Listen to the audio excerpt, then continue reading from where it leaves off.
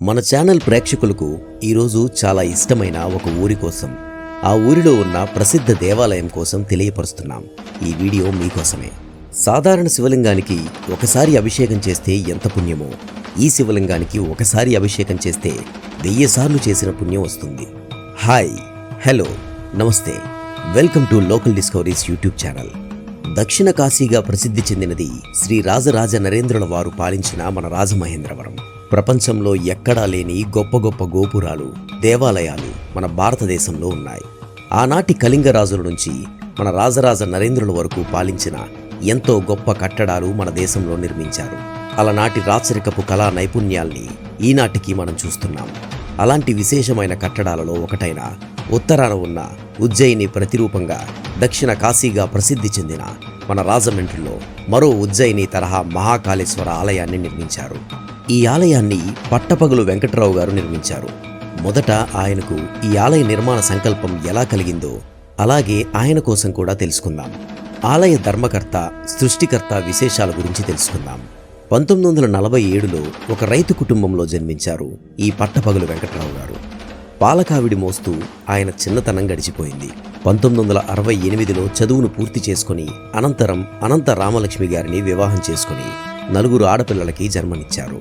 1970లో panchayat board ప్రెసిడెంట్గా గెలిచి దానిలో తృప్తి లేక రాజమండ్రి వచ్చేశారు. వ్యాపారంలో పూర్తి నష్టం రావడంతో అన్నీ పోగొట్టుకుని చివరికి ఆటో డ్రైవర్గా మళ్లీ జీవితాన్ని మొదలుపెట్టారు. రోటరీ క్లబ్లో మెంబరై కోటిలింగాల రేవులో శ్మశాన వాటిక దుస్థితిని చూసి వారి సారథ్యంలోనే కైలాస భూములుగా మార్చారు. అలాగే ఎక్కడా లేని విధంగా ఇక్కడ శవదహనం తర్వాత చితా భస్మాన్ని స్టోర్ చేయడానికి లాకర్లు, డెడ్ బాడీలను ఉంచడానికి ఐస్ ఫ్రిడ్జ్లు ఏర్పాటు చేశారు. ఈ విధంగా ఈయన జీవితం సాగిపోతుంది.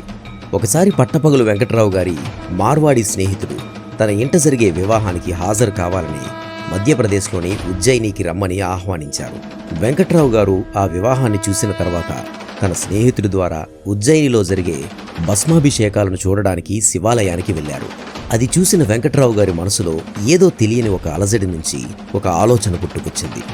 ఎందుకు మరి ఎక్కడ ఇటువంటి సేవ ఏ దేవాలయంలోనూ లేదు అని ప్రశ్న. ఆయనకు తెలిసిన పండితులను ప్రశ్నించగా జవాబు దొరకలేదు.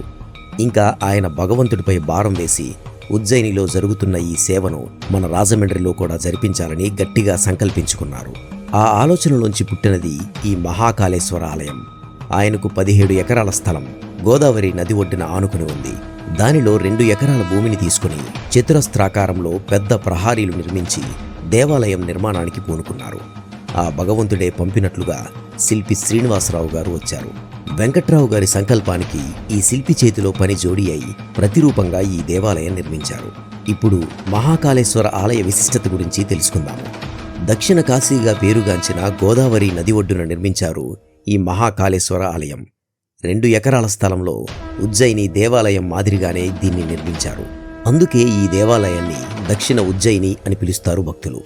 గర్భాలయ గోపురం 109 అడుగులతో నిర్మించారు. ఈ గోపురానికి సరిపాటిగా 75 అడుగుల ఎత్తులో 4 దిక్కుల 4 గోపురాలు నిర్మించారు.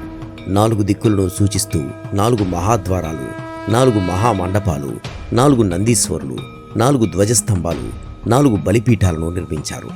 అలాగే ఇక్కడ శివలింగానికి ఉన్న విశిష్టతను తెలుసుకుందాం. శివలింగాల నిర్మాణంలో తిరుపతి చాలా ప్రసిద్ధిగాంచింది. ఆగమ శాస్త్రాన్ని, శిల్పశాస్త్రాన్ని పాటిస్తూ అక్కడి వారు ఈ శివలింగాన్ని 9 అడుగుల ఎత్తులో నిర్మించడం జరిగింది. ఈ శివలింగానికి బ్రహ్మసూత్రం కలిగి ఉన్న శివలింగం. బ్రహ్మసూత్రం అంటే ఏంటో తెలుసుకుందాం. సాధారణంగా శివాలయంలో స్వామివారు లింగ రూపంలోనే దర్శనమిస్తారు. ఆ లింగం పైన సూచికగా కొన్ని గీతలు ఉంటాయి. వాటిని బ్రహ్మసూత్రమని అంటారు. అయితే సాధారణ శివలింగానికి ఈ బ్రహ్మసూత్రం శివలింగానికి ఉన్న తేడా ఏమిటంటే, సాధారణంగా ఉన్న శివలింగాన్ని మనం ఒక్కసారి దర్శనం చేసుకుంటే ఈ బ్రహ్మసూత్రం కలిగి ఉన్న శివలింగాన్ని దర్శనం చేసుకోవడం వల్ల 1000 సార్లు దర్శనం చేసుకున్న పుణ్యం వస్తుంది.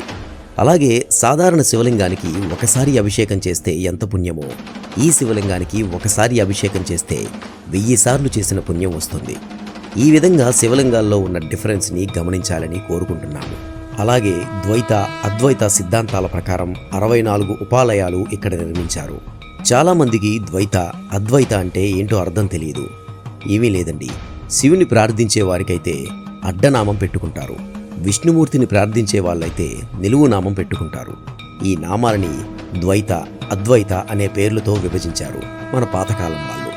సో ఇక్కడ కేవలం వీళ్ళే రావాలి, కేవలం వీళ్ళు రాకూడదు అనే ఉద్దేశ్యం లేకుండా హరిహర భక్తులిద్దరూ వచ్చి దర్శనాలు చేసుకోవాలన్న ఉద్దేశంతోనే ద్వైత సిద్ధాంతాల ప్రకారం 32 మూర్తులను, అద్వైత సిద్ధాంతాల ప్రకారం మరో 32 మూర్తులను కలిపి 64 ఉప ఆలయాలుగా నిర్మించారు. అలాగే ఆలయంలో ఉన్న గోపురాలపై సుమారు 800 విగ్రహాలు ఉంటాయండి. 3.5 టన్ను బరువు ఉన్న శివలింగం ఇది. శ్రీనివాస్ అనే శిల్పి గారి చేతుల మీదుగా నిర్మించారు. వెంకట్రావు గారి పుణ్యఫలం, విశేష అనుభవం కలిగిన శ్రీనివాసరావు గారు ఆగమ శాస్త్రం ప్రకారం ఆలయాన్ని నిర్మించారు.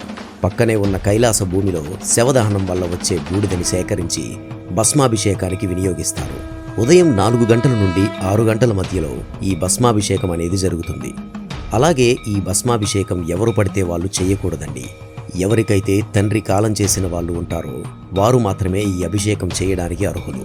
ప్రశాంతమైన వాతావరణంలో ఈ దేవాలయం విరాజిల్లుతుంది.